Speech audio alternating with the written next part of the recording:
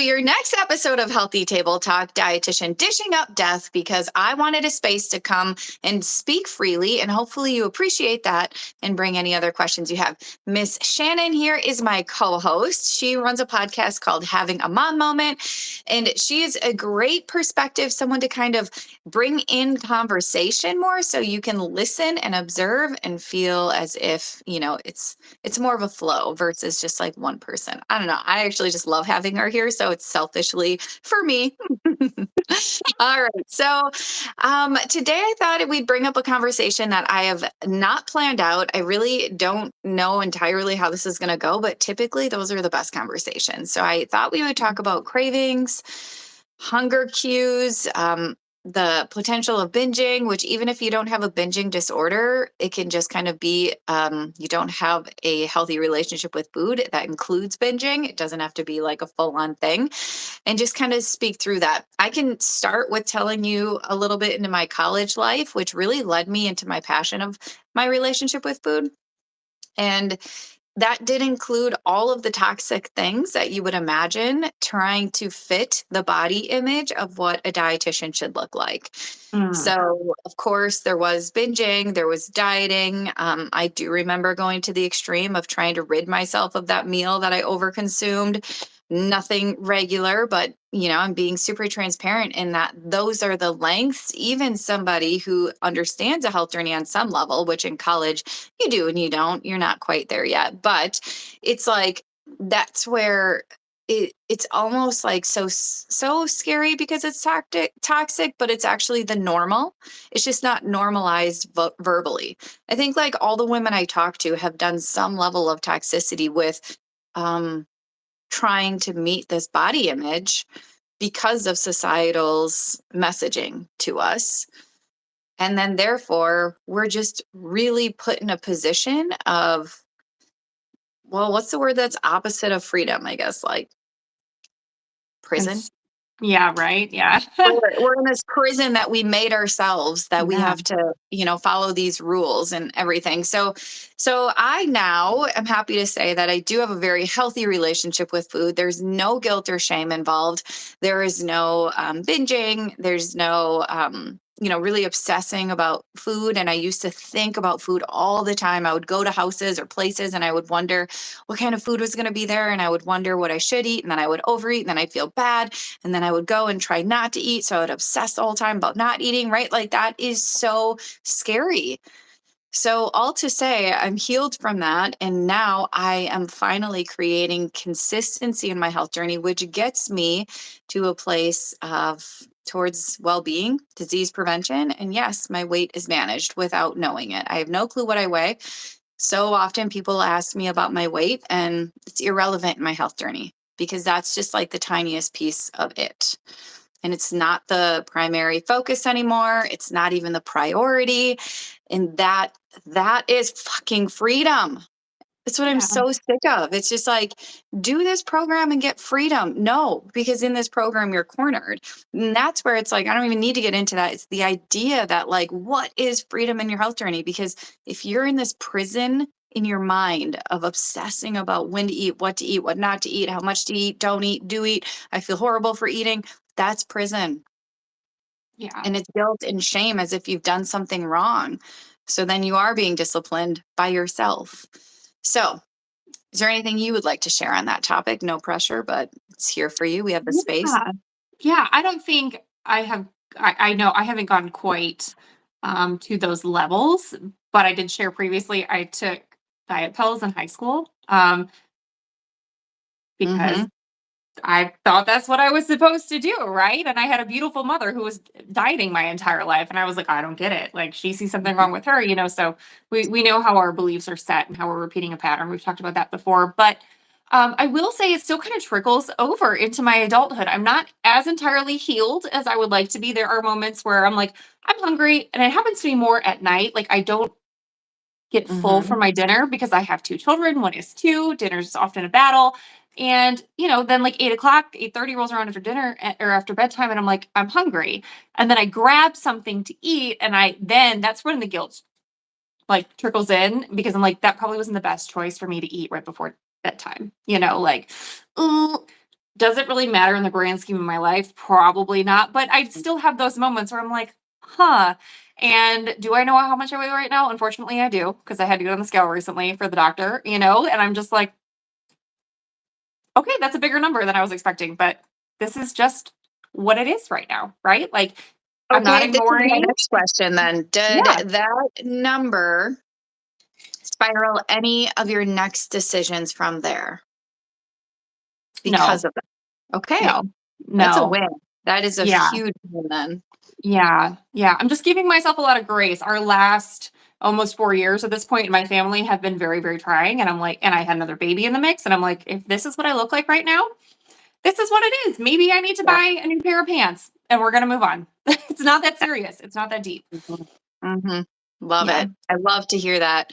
I don't think that's the norm anymore, especially with all of these influencers showing off their body as if to say that you should look like this too, or follow me to do this to look like this. And Yeah. that's where we again get stuck in that imprisonment. So if you are above already those things, then that's great.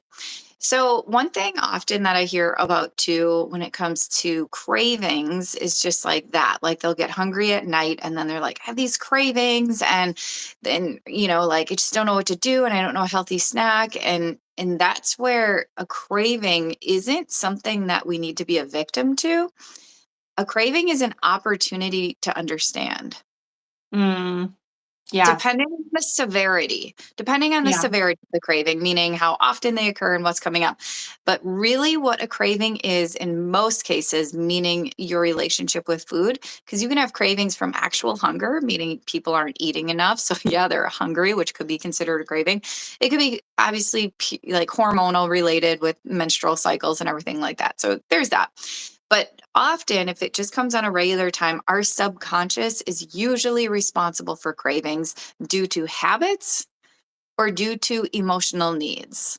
And Yeah. so when it comes to cravings, your subconscious will trigger you. And that's what senses that feeling of like, oh, I need this. I need something crunchy. I need something sweet. Oh, I would just love to have this specific food. And that's when you know it's a craving because you're actually having this specific idea of what you want versus hunger is like, oh, I'll eat this or that. And so I wanted Yeah. to kind of dive a little deeper into helping people understand where to look when they're having cravings. So then it's not so like, because when I just said, like, it's an opportunity to understand. So I'm going to take these off because I know that can be really annoying to look into a light in the glasses. So when we have that subconscious trigger, it's because our body has a need of some sort. And usually, if it's emotional, it can be a different need, but when we've had that need in the past, we somehow went to food to cope with that, which told our subconscious to continue going to food when that need arises. You following? Yeah. Okay. So, a need can be anything from if you're stressed, you may need relief, which is just your like natural way to regulate yourself. Your body's like, I'm not regulated. This is not where I want to like be. They like your body knows it needs to just kind of downgrade its system. So it will trigger you. And if you've stress eaten in the past, or if you go to stress to relieve yourself, then that's where you're going to need to go all the time. So stress is something. So typically your need is a relief or a distraction. Or it could be boredom, which means your need is entertainment. You're looking to be uplifted. You're looking for something to heighten your vibration subconsciously. And that's when often our nighttime eating comes into play, which creates a habit. And that habit Yeah. is also something that your subconscious is like, I have a circadian cycle and I know that right now you usually eat. And so you're not eating. So I'm going to trigger you to eat because that's what you normally do. And I'm going to save your life by telling you to do that. But it could also be an emotion. And I call all of these things emotional eating, but a comfort is something that's where your need is a feeling of safety or, yeah, comfort on some level. So that's going to be where maybe You're feeling lonely, scared, which means again, this is all subconscious. Your brain doesn't like literally think this timeline of events for you, unfortunately. But the more awareness you have, the more you can really identify where you need to look when these cravings come on. So that's where boredom, yeah, you're lonely or you're maybe just really low vibe and your subconscious wants to bring you up a notch, or you're looking for entertainment just as a feeling of fulfillment. And so that's when I say um, typically, typically it's also a feeling of really needing connection to that self-love piece. So the more craving that comes from that place is likely associated with your disconnect to your self-worth, which is a big Mm. statement and I understand that, but it's true. We have this like internal fullness, and your health journey can sometimes actually be a direct reflection on that. Mm. Yeah. But it's way too overlooked because it's like, tell me what diet, tell me what supplement, tell me where to go. How can I be fixed? I need to be fixed. I'm so broken. And that's where Yeah. the all or nothing mindset comes in, because you're also used to self sabotage, to saying, like, oh, you usually fail at these things. So, sure, jump on because you're only going to stay for a minute. Your That's subconscious is powerful. fascinating. I've Hmm. not considered that piece. Yeah, go ahead and try it. You're not gonna follow through. That's fascinating. Yeah, Mm. that is Mm. your tendency of self sabotage as a protection for you, because what's familiar is that cycle. What's Right. unfamiliar is ongoing consistency and success. Success is not always weight loss, because that's fucking terrifying. You have weight loss and then you have people watching. And once people are watching, Ooh. it's like, what? Now I have to do this and I have to lose more and I need to keep up with this. And if I fail on any level, all these people are watching. And that's Wow. another level of imprisonment. Wow. I had not considered all of that before. That is interesting. I have a question. Do Mhm. you, I mean, yes, we know the fix is like loving yourself well, loving yourself more, feeling more full and whole. But in the moment when you're like, "Ugh, craving," and you catch yourself before you're reaching into the fridge or the pantry, do you have any suggestions for like a quick pattern interrupt to Mhm. kind of shift your focus? Yeah. Well, I also, in the Wholesome Collective, I create a eating log, not for what are you eating, how much, what time of day. It's not so much to track, to obsess, because that's not healthy. It's actually to help you identify what you're doing in that moment, what you may be feeling in that moment, so you can see your trends when it comes to those cravings. Yeah. And again, this is for people who struggle on a daily basis, because we all, like I said, we all get them at times, and that's okay. It's just when you feel a victim to them, Hmm. when you start to see trends, you can realize, like, I am always here at 1 o'clock. And right before that, I have a meeting with this person, or I had like 3 client calls, or whatever it is. And you're like, that's stress eating.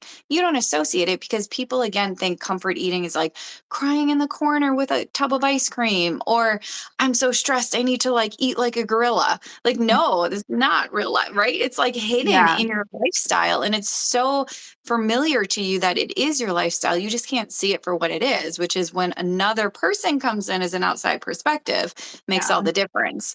Okay, so that's one thing. It's not to obsess about what you're eating. It's to look for trends in your habits and cravings. Um, the other thing would be to come in with the purpose of, if you're not ready, like cold turkey, trying to figure out why you're eating so you can stop that habit, you would mindfully eat. There's a lot of Google platforms. I teach my own members how to mindfully eat, because not only is it helpful for getting your brain on board so you can meet that need sooner, right? Like if you're looking for satisfaction, relief, or entertainment, different things like that, it will meet that need sooner. But you also it's a form of meditation, because, Mm. as you know, in meditation, the idea is to clear your mind and just regulate yourself so you're not in a state of stress, or in the future, or in the past, or in the now moment. When you're mindfully eating, that is another form of meditation. It is shown to decrease your blood pressure, decrease your cortisol, and you can be so present in that moment. You can like rid that craving faster. You don't have such a strong signal. So Okay. therefore, you control your portions. Therefore, you control your guilt afterwards. Can you say more about what mindfully eating looks like? I've never heard of this before. So if I sit down with the thing that I've grabbed out of the cabinet, how does one mindfully eat in that Okay. moment? Well, by the way, I have a whole section on this in the Wholesome Collective. I tell people this because, my gosh, we only have half of an episode, so I can talk about these things much longer than that. Mindfully eating is a really powerful tool to, okay, for example, what did you eat for lunch yesterday? Mm, I don't remember. Hmm. That was Yeah. less than 24 hours ago, probably. Well, maybe 24 by now. Yeah, I don't Okay. remember. Okay. I don't Okay. remember. Um, so what did you eat for dinner last night? A tortellini and sausage dish. Okay. Yeah. What color were the noodles? Noodle color. Were Beige. there herbs? Okay, were there herbs in there? Probably it's hard because I don't cook, my husband cooks. Oh, There was tomatoes, there was sausage, there was mhm. something else in there. Okay. Okay.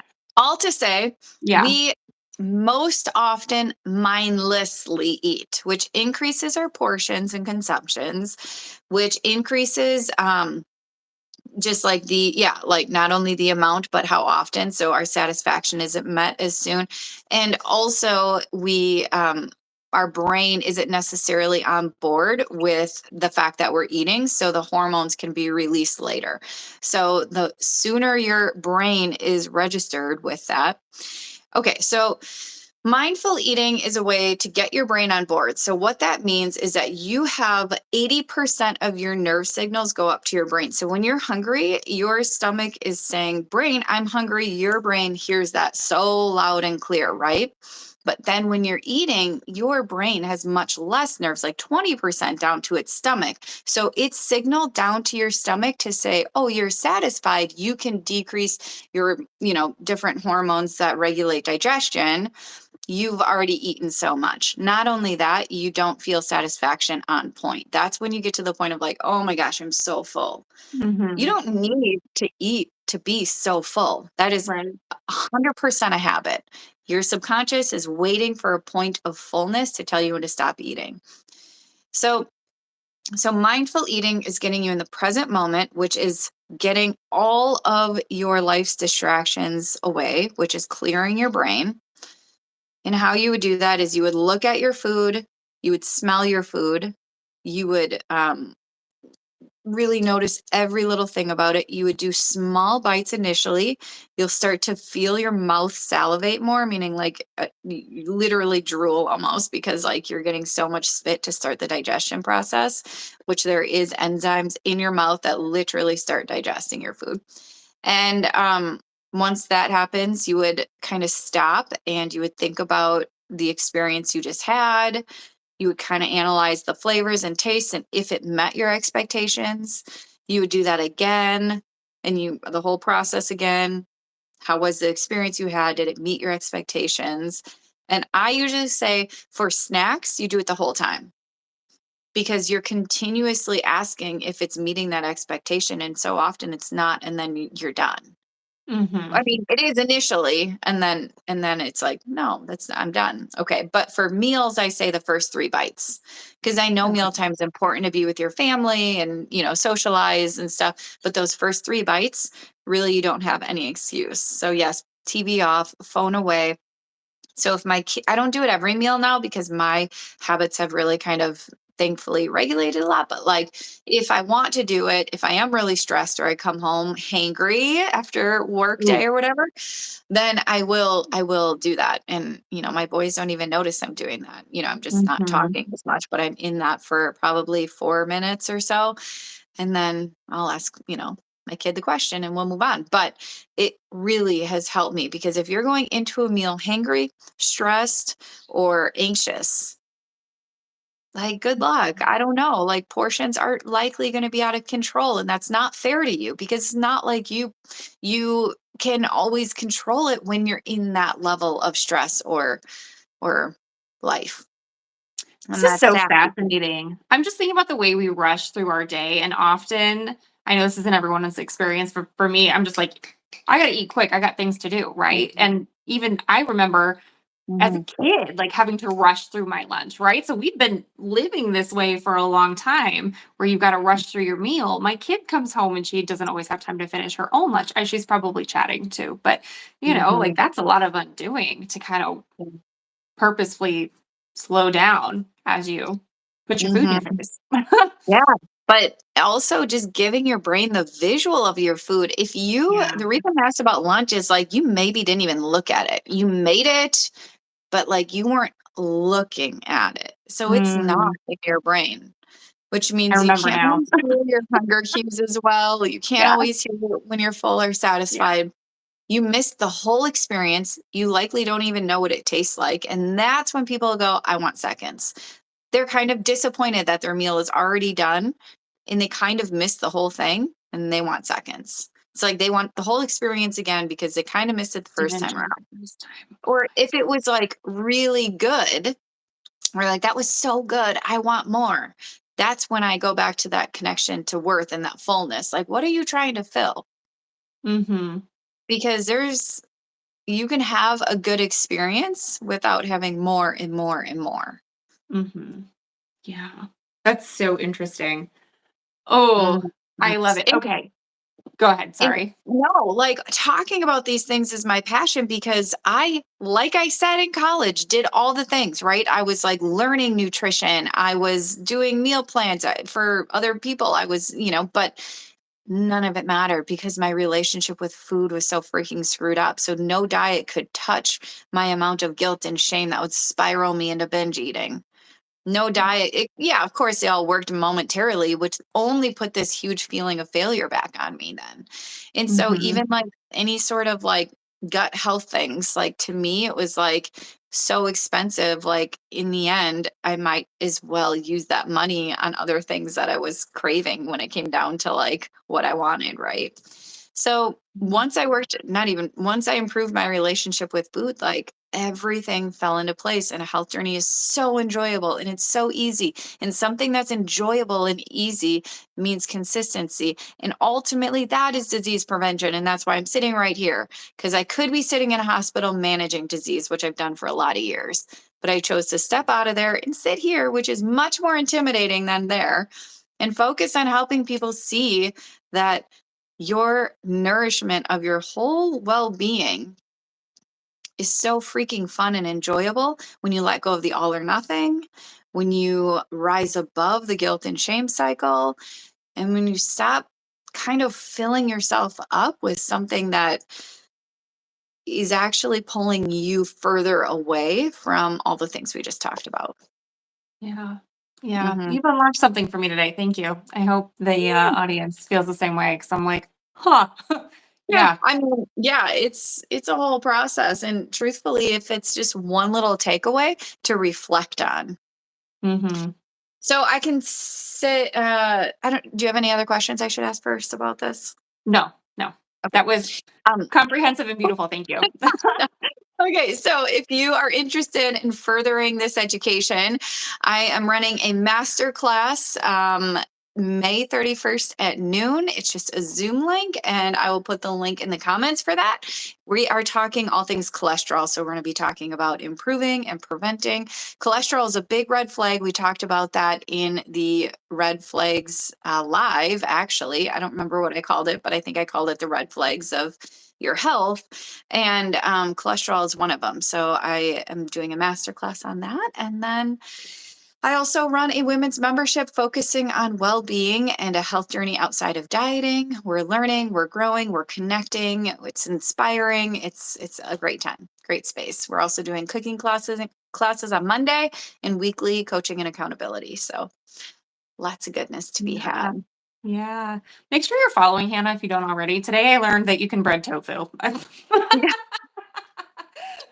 Just a random story. I love when people have like fun moments in my stories like that. So true. Mhm, mhm, Yeah, we could mhm. have talked about that too, but maybe next time. Keep them watching. Come back for Tofu more. for another day. Oh my God, that sounds awesome. All right. I hope your main takeaway here was that enjoying the journey is just on the other side. So if you're not already, hopefully you can keep following and just know it's that important. Shannon, cheers to another good healthy table talk. Cheers. See you next All right. time. Bye. Bye.